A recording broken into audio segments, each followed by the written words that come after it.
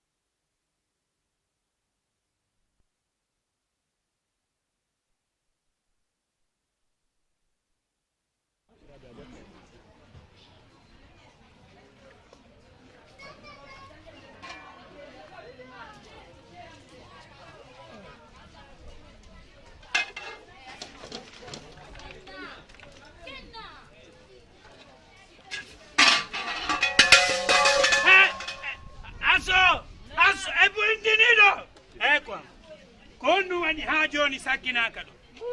budi kondu jokuda do on to bi dama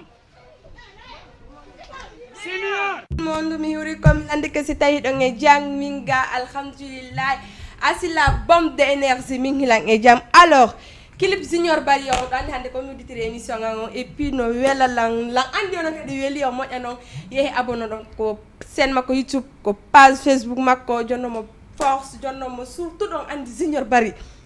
min mo wela lang mo mari talent et puis o hula ko watta ko joni mango yaltoni na dum non kadi famille fo hino holori mako no woni titre on andi ko no woniri donc yehe abonno ko page makko partageons jonno mo force fi clip o wawa yaajude fo anda fi clip o yalti woni disponible ko youtube junior bari MD Balde merci série Coco weltani kam depuis la Guinée Conakry margré ni welta ko nota si ko peron latta de mi fala kama tanti you Gambia people how are you mi hattu don wata mi falju 6 avenir sop Mamoudou tati Aïssatou équipe équipe 6 avenir sop mi weltani ko merci hande ko kambe borni lang hibe do ha Medina ri 6 angle 11 fala do 6 avenir sop ya sapo hay star be ko to ya est-ce que hay tati euro Guido est-ce que Paykou Sarrato ye bordi fi clip makong merci Mamoudou merci tati mi weltani kong équipe Diamant TV info merci I love you Campbell William merci à toi aussi série Coco Campbell émission ma ko hande tuma parce que joni la hande 3 mois din timmi ko hande tuma wonda arte ko hande tuma men me wurda ma Campbell artu madame Guido Diama princesse sangon Diamant TV bobu nganku Guido warana mo dum bisou warana princesse jango bisou alors hande non la adone une nouvelle parce que la mari invité Hamed depuis la Guinée nini do andi ko kanko jogiti la Guinée star bebe la Guinée fop ko kanko jogiti be émission ji makko di net Guinée champion ko metti la wo ala la okude dédicace et puis min andi nyade be nyande mo kete dédicace mi yalta do ar min ala net ka ok problème ala Guido awra ni la jungan ko bisu yande ko no mi gollirta Suleiman ta dara moƴƴa jungan ko princesse nganko ngaka ta dara moƴƴa alors nini hande gila hanking addi hande ko réseau ji no fotti dum no duddondira to mo beno ina ko kanyum wowlata ko kanyum wi atta ko kanyum addata ko fotti Guido o clip Paykou Sarr yalti Guido ngal dali merci thank you Guido don jabo de la donc gila clip o yalti ko njuri clip o do Paykou Sarr ko njuri honno njuri bernde kaka njuri on buru njuri ene honno Paykou Sarr tawda ala ko wada hay e fus accuda blogger yagangal arda kat ko musique explique ni men do Guido c'est de la fala explication wado donc la mi ron ko famde gere blogger yagangal a budi ne no wayno was ko abi foto ko yimi le ka Guido ina no woni di aduna fi clip Paykou Sarr mi jeedi ma et puis no ko bur lankilde de mum ko direct mabbe bixul inni en tout cas kanko ko no simo wonji musique joni ɗo lawata ko ɓeyɗen andi le 29 juin no suti Dri compagnie invitam men ƴettam men artiste invité Paykon Sarr mi jeejima par ce que ni ne premier clip makko yalti et puis ɗum no wadde buzz moƴƴano ko réseau donc mbeɗa fala ya ƴettam men mo artiste invité la andi ɗo yimɓe yimɓe ɓe walaki taw ko voix makko men falanande naturel arana ko clip giɗo buro juuɗi no wa yarde ɗo honno big sul mi jeejima ari bo accitemo onon kadi accite Paykon Sarr mawɗo meela accitemo mi jeeji on billo lasko ange ngay new jakki songo ango no Paykon Sarr accantama allez let's go yendare clip on après rapidement arten ko pla do mburu njuri sa toñi lang e weldata ko mburu njuri sa yenni lang e weldata ko mburu njuri Paykon Sarr tigtigo ɗo mi anda ko on no wayirte yewtude nda no wadda featuring ange Jeni Alpha noɓi mi fa atta ko mama ya kanko ya ko rap et puis giɗo yimɓe ɓe fof yaltiɓe wowli en tout cas woɓɓe na musique o labaka woɓɓe na musique o no foti blogueur yagal ngal Allah addude mbuuɗi joni ɗo Grand Tidiane onon kadi mbeɗa ngabbi fitri honno fitri ji mon ɗi onon e kanko Paykon Sarr nani ɗo mi anda kono guerde ton halton onon blogueur ɓe ɓen surtout big sul hara ko yewtu sérieux entre men a faami hiɗa duwa wadde fitring ange Paykon Sarr aribo wona amo o matu kanko mo wawi argol darogol on tum fito yoɓono yalte clip on billo lasko déjà anda wawi couple de ɓengu makko jorko restaurant o faami ko ngaldinilan ko so tawi to Paykon Sarr kañum no hunji honno musique makko mais en tout cas min on mi weltike franchement yehi abonné ɗo ko sen makko YouTube Paykon Sarr partage nomo clip on jonnomo force andi au début o satte mais lan andi woɗo ye facile après ko deuxième on andato si Allah jaaɓi donc la nadde invité an rapidement parce que ɗen andi hande la fala voilà mi waɗa tine tasande mum hande la swagide 6 avenir on bonni lam lay guiɗo accitanal ni ñoom mi ƴetta ɗo seeɗaɓe mi dal somi wawa yaddude mum Ternel merci beaucoup Ternel gila yaɗa accitila an kadi gila wattuɗa mewde euro ji ɗin dollar ji ɗin alalan wadde hay tous alors champion mon DJ international ka laway haalde ɗum waaw kon ɗon ɗo international on ɗon ɗo yaɗa waɗa DJ yaga ɓay ko international fewndoni ko Guinée Sénégal ɗum e wadde o donc ɗum no to woni international o ɗo ɗum ɗon taw ko ɗum ɗon taw ɗum no yawetake mais la waɗi DJ jo rakkaftan duwa wattagol ka DJ jo ko ni no mi wattori ɗo ni duwa wattagol ka wonde jetaki ko min ustasiɓe donc c'est à dire DJ on ɗum ko jamma tum ɗum ɗon ko jemma wono hande samedi on no wonir ɗo ni haray fof no heɓili ɓe andi guije international ono yahay to yes ni ko sa gayni ɗo yaaha adda kadi systéme go kadi voilà alle hiwri wonɓe ma darde ɓen arten la hiwro fof mi lando tawi hiɓe jam wono wonɓe suivde men ɓen ok ha Grand Yoff andi ɓa ko Grand Yoff on tigui wontiri bon haray buus wonɓe Grand Yoff haray no suivde jiije Kumbalu ko noni DJ Kumbalu c'est à dire Kumbalu an ko on libuɗa keɗa wawi ɗa fala inude ɗa liɓi DJ Mutteng ɗa wawi ɓuuri DJ Lamine Président DJ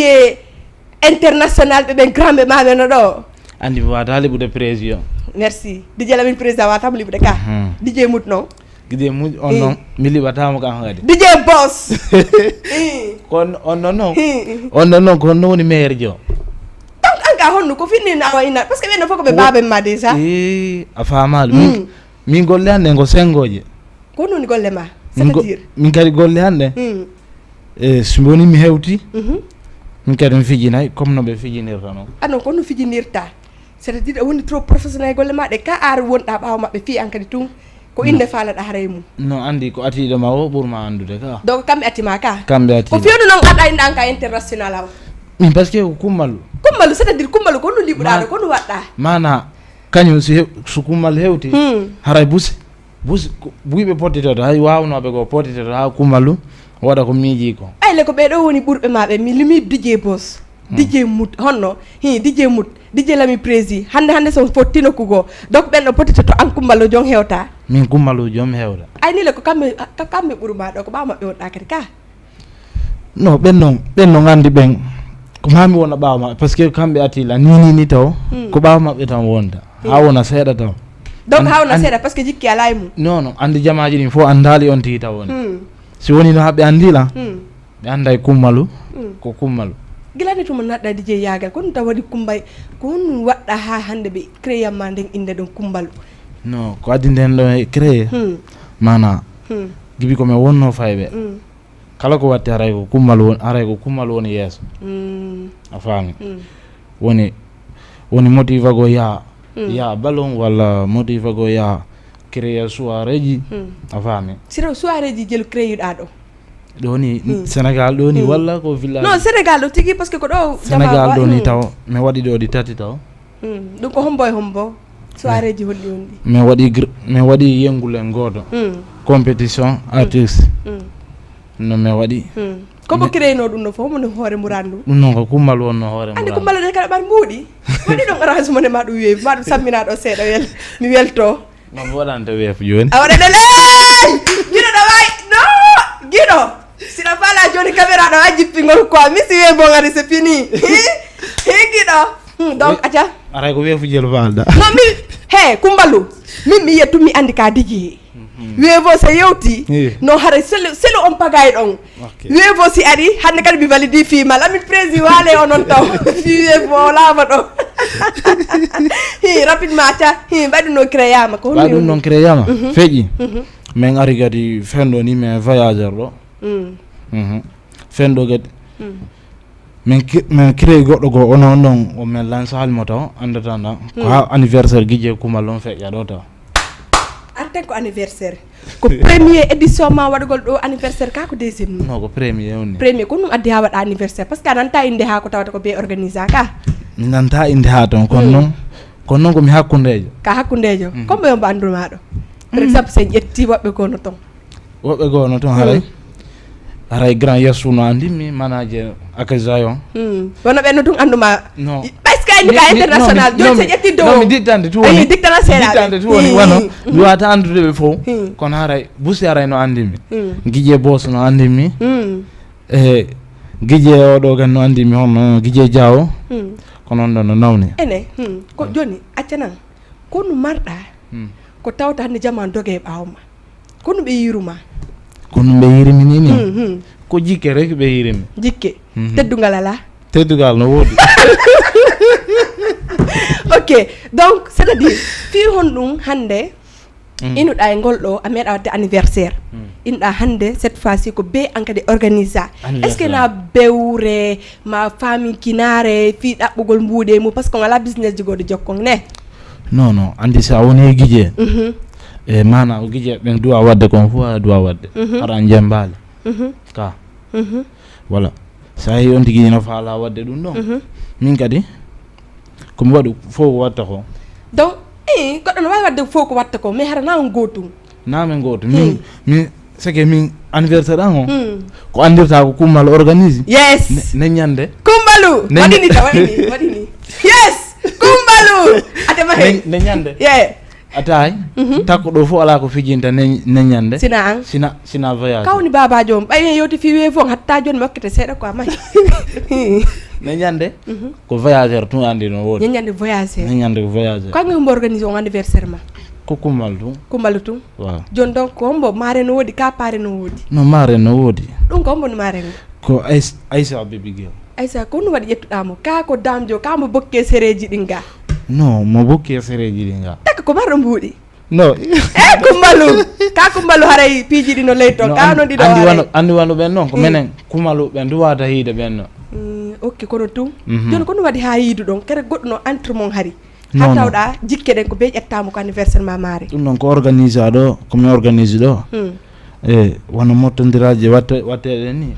to me hawronde bandiyagal wonali don entre mom no bandiyagal andi watta dum kummal watta no yandi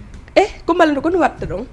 o njuri ko buru njuri ko bay ko sare ko no ko njuri ko buru njuri ne asitti de tugala lanni hewe kummalu pare jong ko mo pare jong ko inte Mr. Le Boss c'est-à-dire on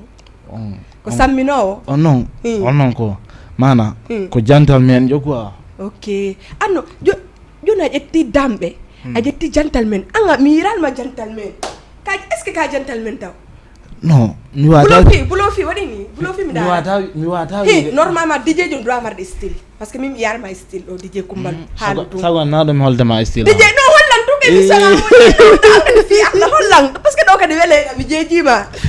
hollan sago na do mi holde ma style on ko to holata style ma bi fala ya ko anniversaire on anda way invité be na wodi fam mi fala na nyande ya hiya ko gije kumal watta ko hono maran a jamaaw kono be hebatta ko be tawata hande den reni dije be nebi organiser do wobbe ya critique anniversaire on wobbe ina amodi men men nyaamale amodi dum do fota anno nyanyande ko différence hono marda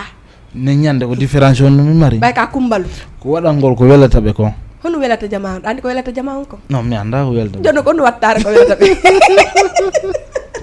no sbiari Koto Dramé lagide I love you mon frère accitana ligne s'il te plaît femme makko be nodde ande be Sophie andi wono dum no mi wata inde mi wolna be ko welta be ko bien sûr ko wada yerma kono mi wada yerwa yes andi goddo ko dingira bernde a wata manade dingira bernde ka dingira bernde hewata ka ko boyda wadande go goddo hare mo faala buri dum no ka voilà jonno a nyanyande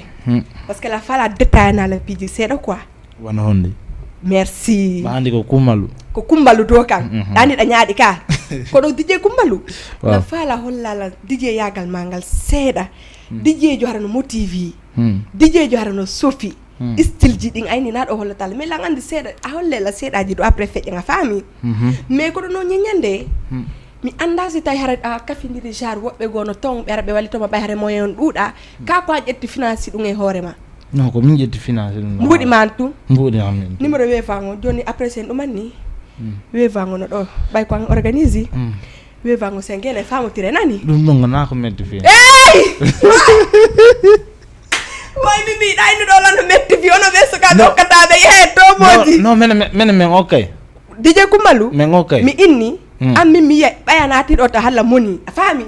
parce que ko eroji din sefaji din woni dudondirde do hari aranta bay patron nga nati do mi kulibe parce que la gandi DJ jonno wala ko ngari on andi no mi hiwra kari manager jano manager ma hombo yow hiri mo kido ngo ko wiete Cerno yes assalamu alaikum allo jarama allo oui assalamu alaikum alaikum salam on jarama jolo bala alhamdulillah do nge jang da nge jang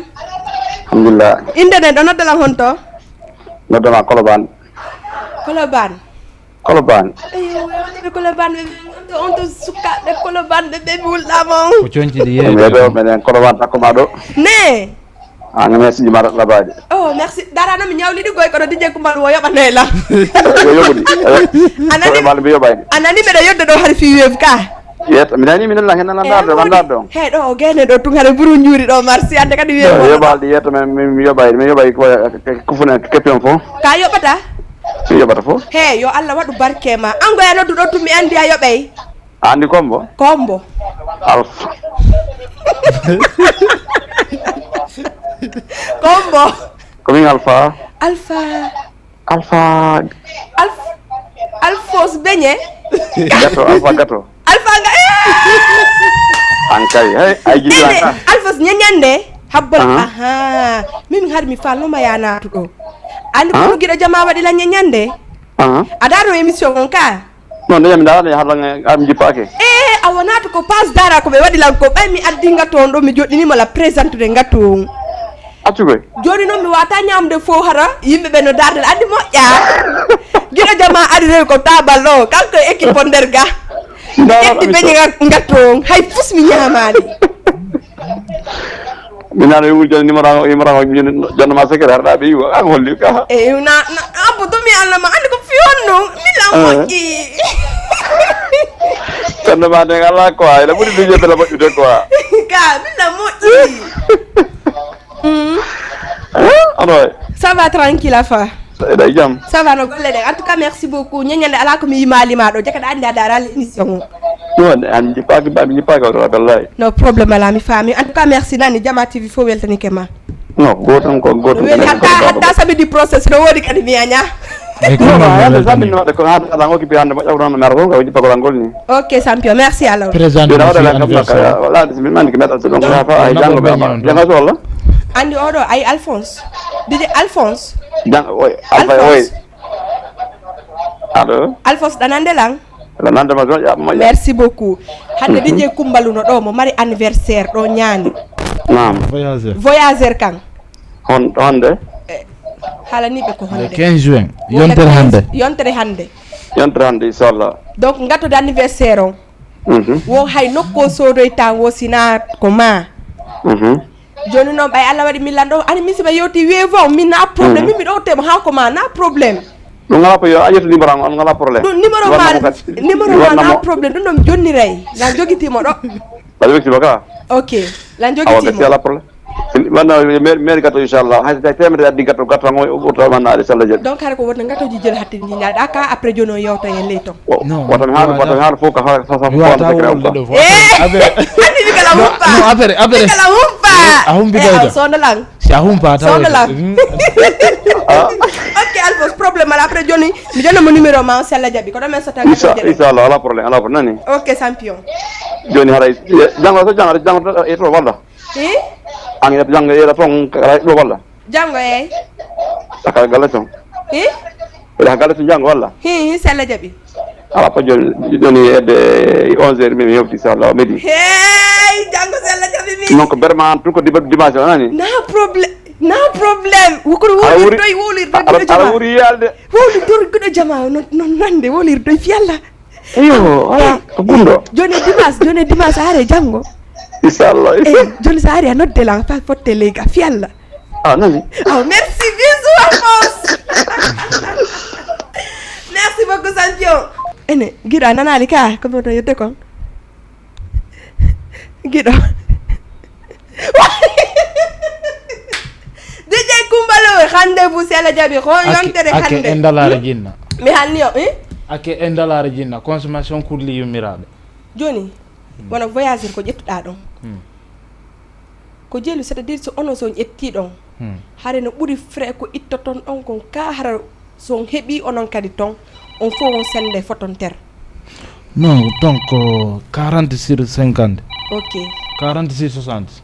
alo assalamu aleykum alo jarama assalamu aleykum waleykum salam ɗon e jam jantumi alhamdulillah indene no noddala honto mi nodda ɗo ha Grand Yoff Grand Yoff allez Grand Yoff ɓe Grand Yoff ɓe noon la weltani on hannde kamɓe woni ga yes par ce que ko kamɓe woni ɗo DJ Kumalo miɗo hiroɓe ɗo miɗo reni ɓe kombo ko Elba Flow mi an sulabo nde Elba Flow mi way bro ko no fewndi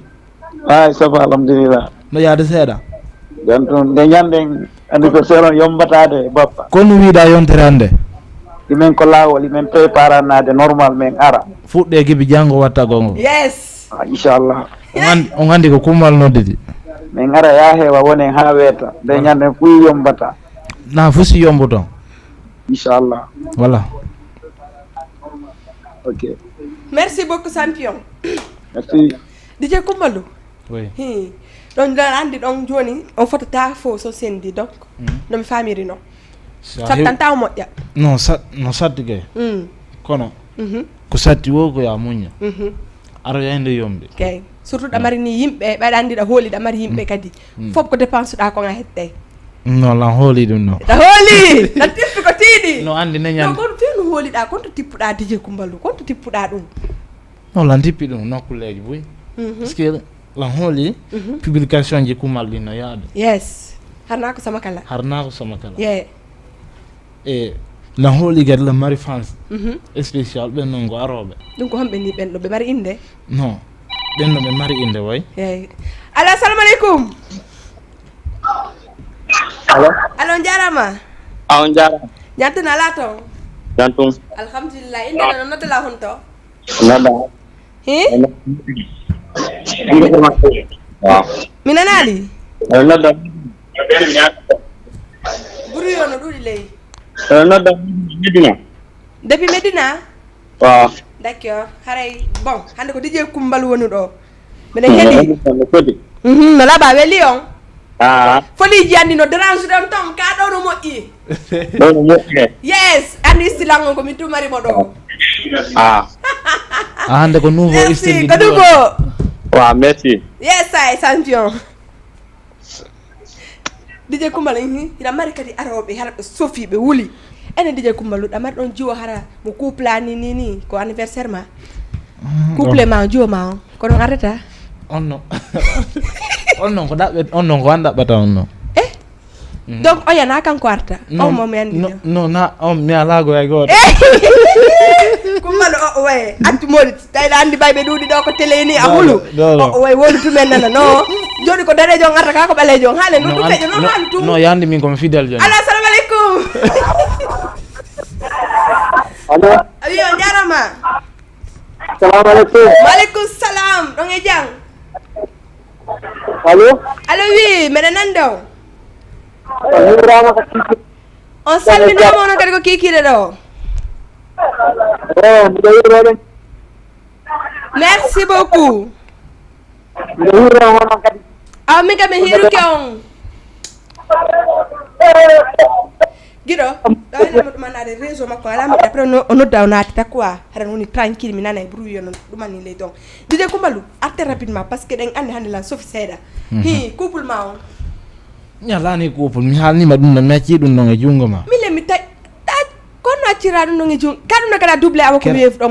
anka invité jo min komi invité spécial anko addorɗa o an on mi ko minnatama ya addor ko ya addor goɗɗo ko ara ko ɓurɗo e labede ara mo ɓurma labede donc mi labaka somi faami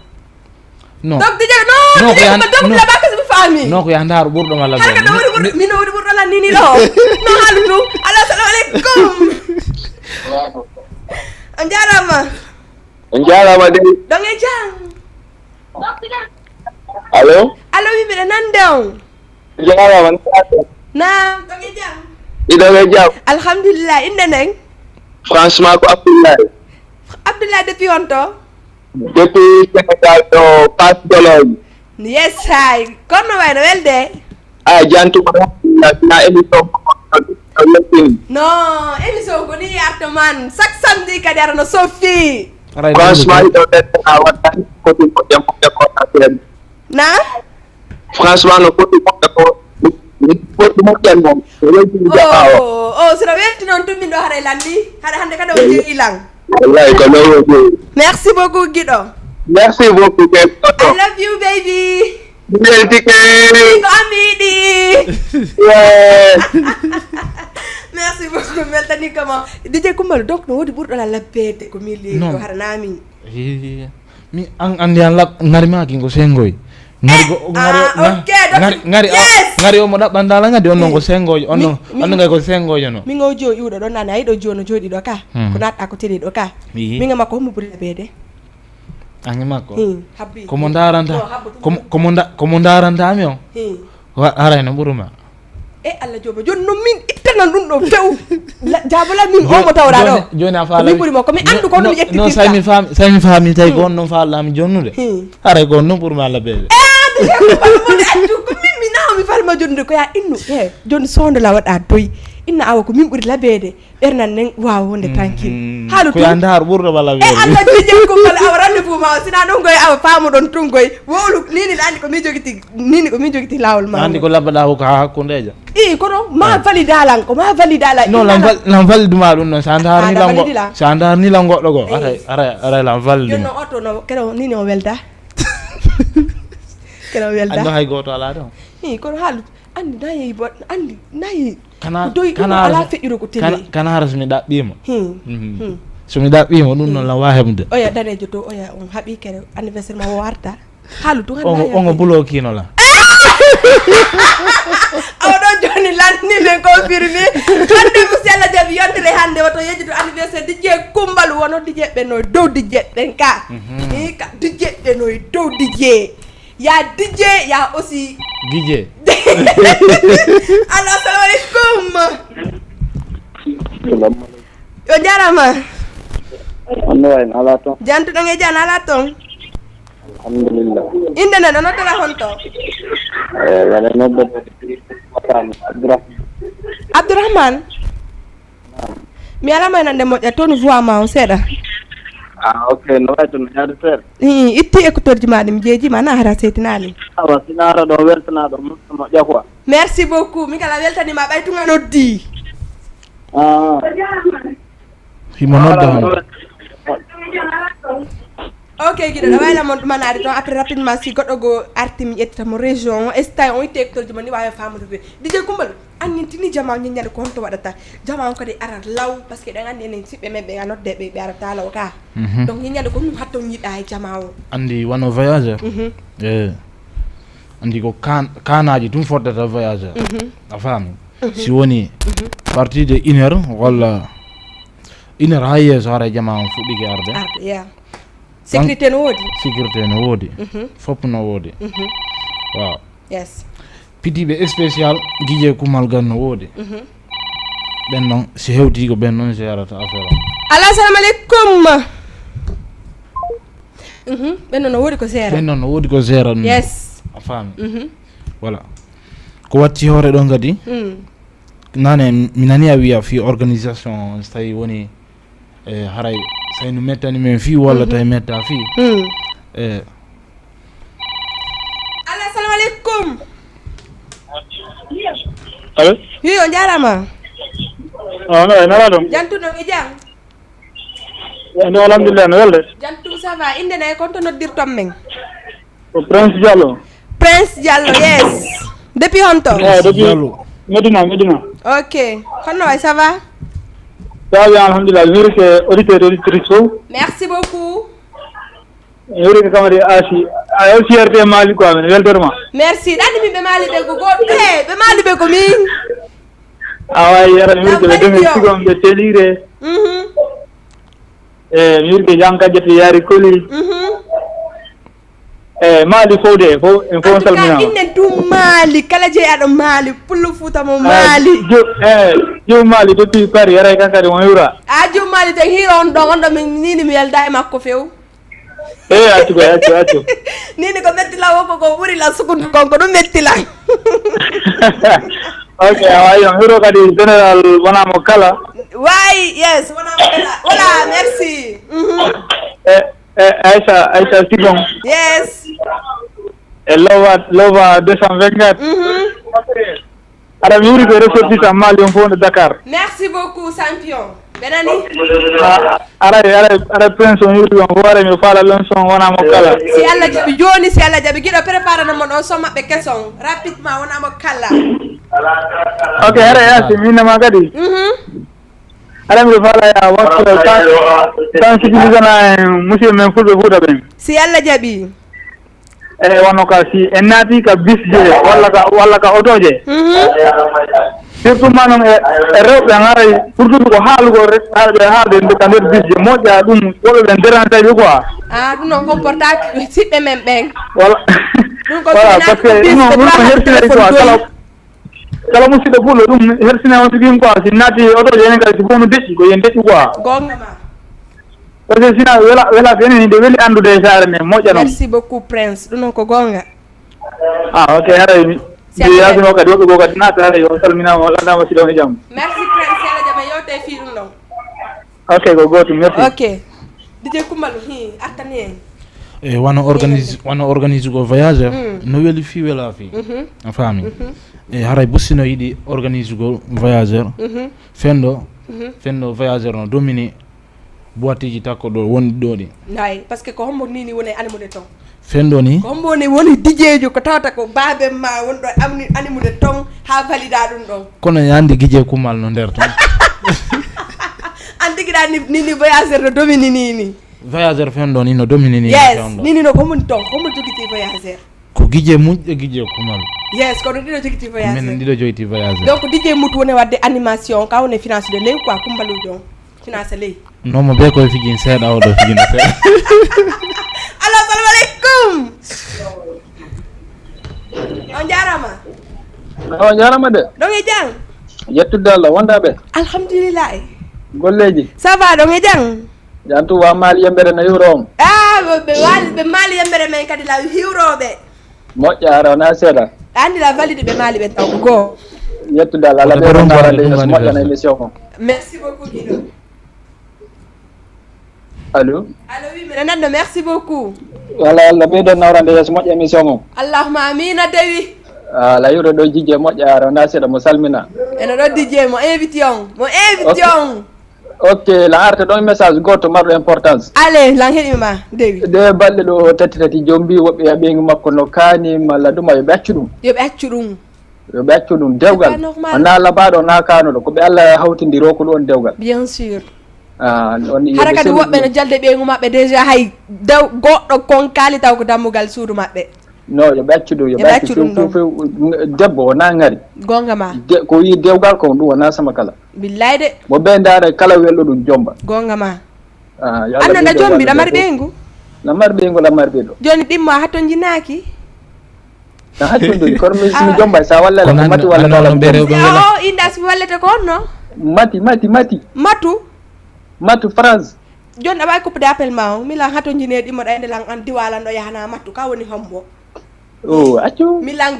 non anni anga ƴawnele woni tension on quoi guiɗo daɗimi ƴewɗum ƴewnala tension an on min e hinola hay goto addani goto diwalan ɗo ɗa yaha mattu ko mattu woni hombo ko mattu faalaɗa accu ko mattu faala way coupe téléphone ma min selan ala problème merci beaucoup Seri Coco ok merci beaucoup albarka buy ok des bisous alors Kumbalu guiɗo joni ma nasa kupantala appel ji ɗi seeɗa faami par ce que min nini la haton june moodi dadi lan haalno mo fiyamo diwde moyne ko battu c'est quoi ça allez nini la andi kawni hoorejo mutton awni finance de ley kanko anima quoi kakon kanko woni finance de men ha men jawa andi di jawa koko nande Kumbalu fo non afama ene ko badde on do nande ka Kumbalu konnu Kumalo na yo feeñine ɗo anniversaire on feƴƴal ne donc ñeñande ko anniversaire ɓe anniversaire on hewdi ko neñande ɓenda Kumal noon ok andi so minnima fewndo ni guije Kumal nini ara ya hoolaki hay woɓɓe goo hoolaki mais milan ande yetti fi selluɗo lan hooli nini voilà ko fiya hoolo noon mi woni lan hooli ɓaya wiide lan guije mujj mana hara min komi yikkinaɗo haray ko ley taw par ce que ayni ko noon ɗiɗo woni animude mi landi siko kanko ne animude onon ɗiɗo woni gollude voyageur hara ko an Kumbalujo woni fin andi fof no woodi ɗum ɗon par exemple golle kala hara no toon golloɓe no toon ɓe ley finance ley a faami ko ne artude kan non ka min ko woni finance de o ko manager manager an ko woni manager ko ceerno ɗamari manager manager ceerno donc dijejo kadi no heɓa manager no woodi manager ne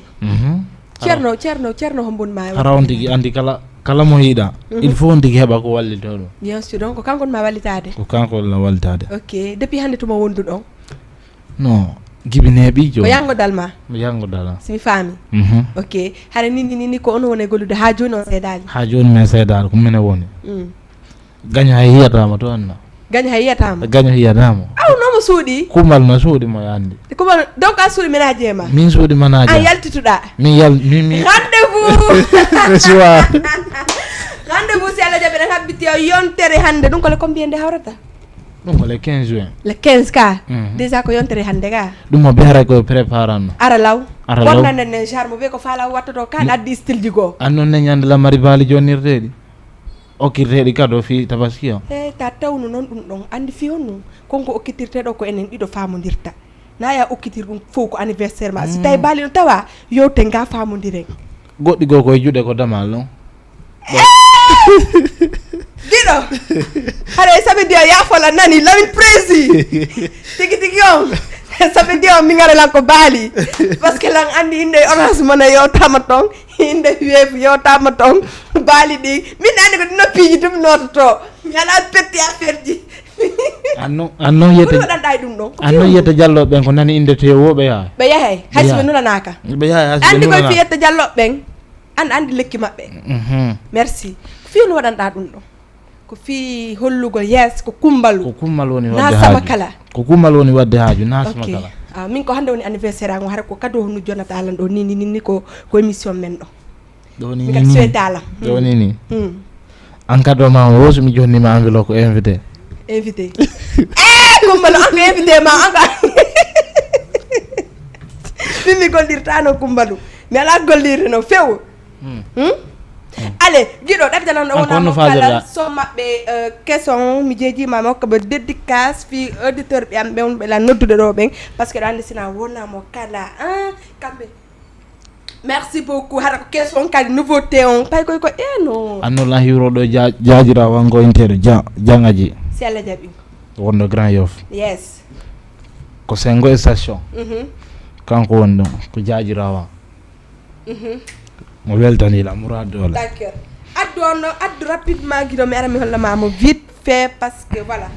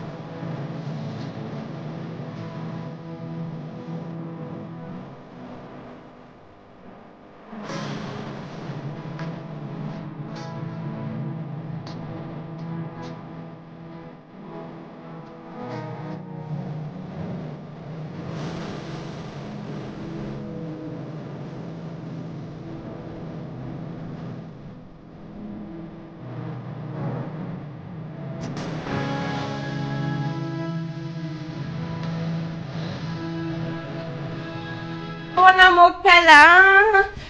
pay ko wayi mudde en tout cas mi la validé be modde odo no clip ko min jeymo spécial fiang mais clip mabbe ke so la ngarde mi tegano mo do hare wono tranquille yes en ettay DJ Lamine Prési at ene Lamine Prési ko no jonnuda Lamine Prési ko tawata Lamine no validuma parce que la fala andu ko non secret ma angi Lamine Prési Nandi kera nyolete o nyolete mbudi wadde wala ko financement ji dum ko sabu dum don ka ko noni no yandi andi hasio jonta mbudi hare mo wallira cende go gadi hare ko cende hono ma wallirde andi si goddo say woni hasio watama yobande sabu no buri cardante bien sûr ka simi ho ay ko don sabu no buri cardante Lamine sabu no buri cardante anani Lamine ko sabu waaw ko nani ndir angi Lamine Prési ha hande tawta Lamine noddelan do sonjalan fiima andi andi a hiya goɗɗo o mettama andi menen ko hayne menen ko hayne añe wonde yiɗe o faami min yidiri ni bon atay on tigi aray no añi men taw quoi fi hon hara on tigi añan taw fiyo non tigi añanta men haray on tigi mana aray men andindira jalousie tu aray jalousie ko henji tu woli be do ko honni be watta ko be walo be maaya ka ko be fadde no ko be walo naare be malo be maaya ko be hababe ha non avançons ha mais avançons jalousie yes allo assalamu alaikum ok DJ Kumbalu are ben ko be lutte jaloux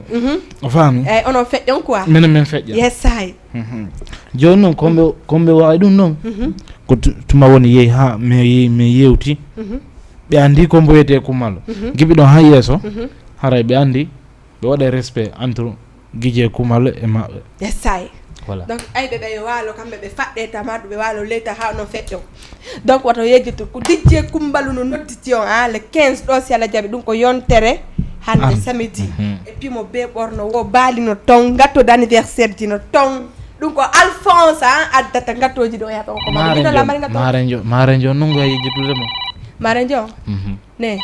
andi ko woni milliardaire jo koni on ko ne non mi na problème mi ƴette marenjo mi ko ella Guidje Kumbalu assalamu alaikum allo jarama allo oui jarama ɗon e jang janto inde ɗe ko toon nde men noddirde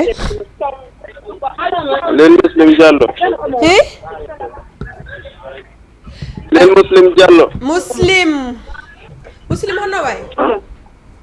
est ce que ko wo est ce que ko muslim goto DJ gasi giɗo jama si goɗɗo go artiɗo c'est bon ko ɗon haaray par ce que la gandi honno réseau makko peut-être si ko écouteur on ɗuyte ma honno volume télé mon o ma itto écouteur ji mon ɗiyoten ga tranquillement par ce que sina ɗum nottoto ga haɗo en famodirali DJ Kumbalu marenjo milliardaire jo on non ko milliardaire jo ok donc parenjo on non hay hollirtake ɗo on ko surprise ardata ton mo jama kadi sikka mo jama on sikka yes hay voilà haray ko honno ani hon mi falandugol parce que ani min o anniversaire no mapinilan seeɗa on no mapinel merci beaucoup ani min si inde milliardaire wowlama wo ma inde baali wo yandi sa yeedo a ñamay ko ɗum ɗon min ɗum ɗon ko honno mi ñamirta ha mi iwatto par ce que min ko ñamete ɗuuɗi wo mi yaltata min ko ñamete ɗuuɗi wala wawi walade ton mi waɗa to mi ñalla ton no haray ko aray woni luɓal cikku ko hore kara yarda ko hore kara artirta donc ɗo ya haalu onon petti ɓe tawata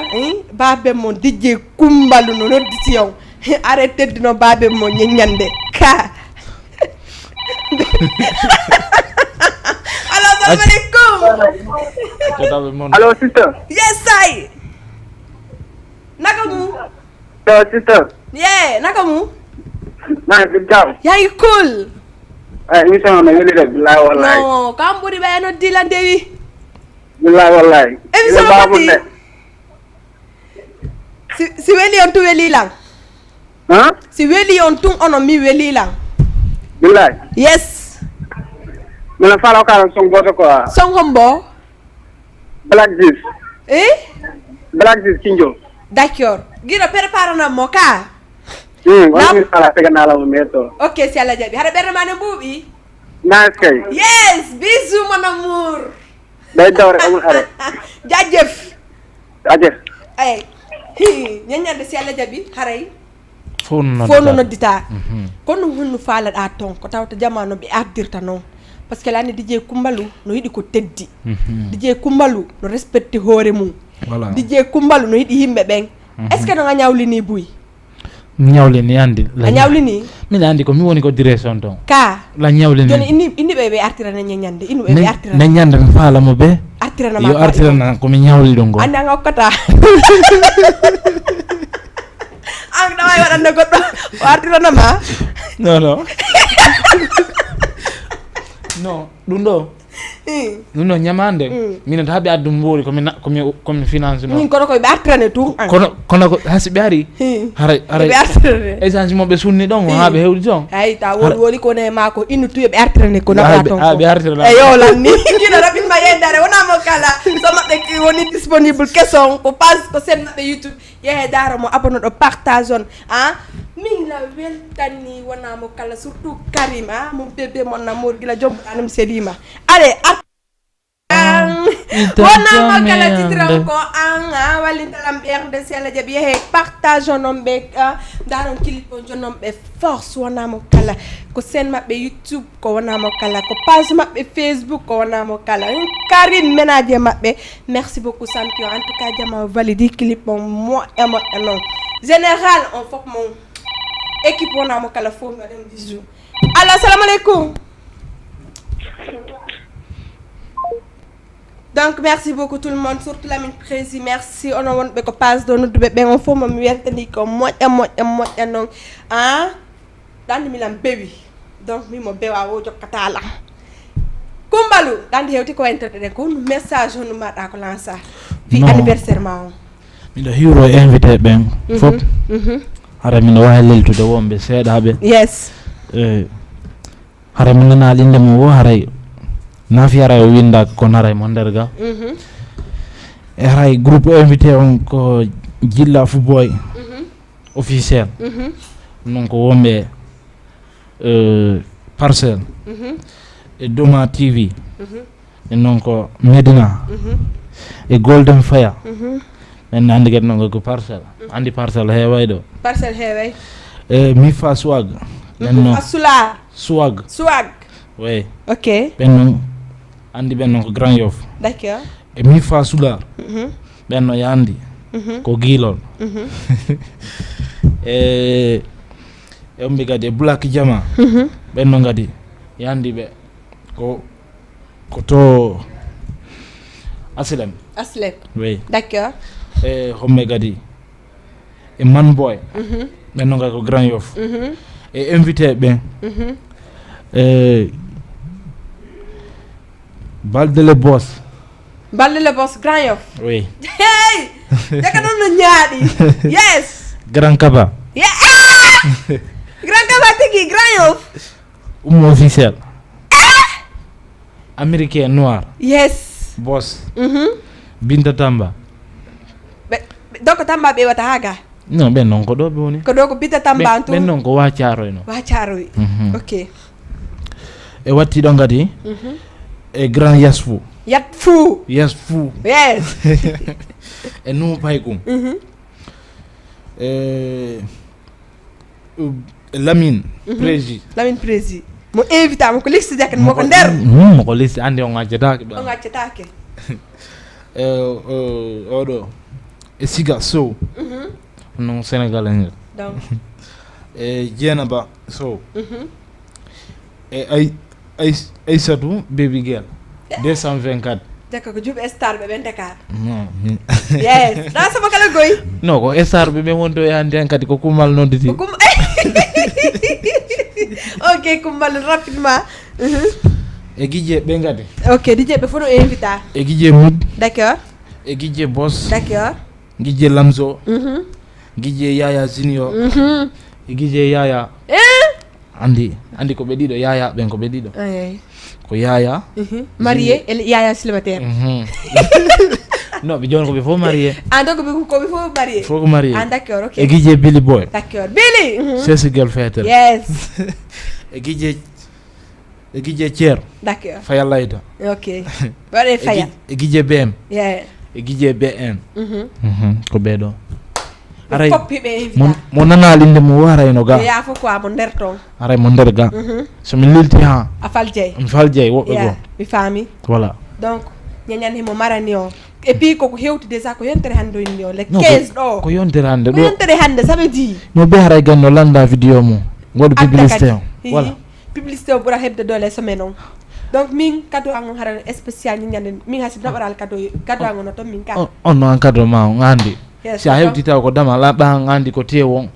burda hato mi ko tewo mi buri hato no tewo e wevo orange money na problem no ko wevo to wada bude no ala orange money gasi na problem ko la way serri gina jamba da orange money ka mi na mel numéro patron ngam mari orange money aw woya jet numéro gina jamba no kada ngata ta fejja ni ko weba ngo watta donc hare ko mbembe salmita yotti ko wente hombe weltanto da DJ Kumbal parce que kawni baba DJ ben nga confirmer ka no lan salmina don yeyo lampade on donc hombo non ko ben odo no ko Lamine voilà homo nyawama homo gornuma no labade ko Mamzi boy profita wadi wada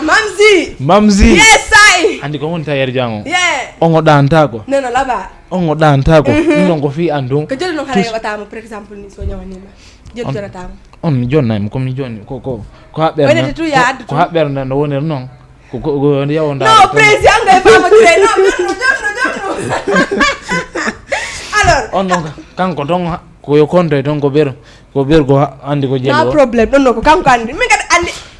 min kadi go la gollude mi do salmina don gadi tajano men assurance on non ko grand Mohamed wonno grand yof d'accord waaw ok